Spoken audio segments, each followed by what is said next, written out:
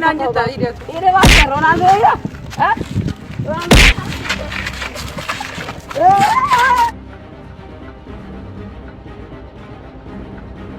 Kanaan uummata Islaamaa jirutti wal qoodinsi maali?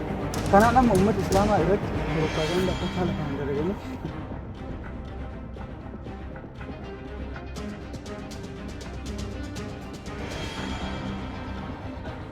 Miseeji meeqa qabaa gammaadhaan miseeji meeqa? Miseeji jettaa mallee uummata Islaamaa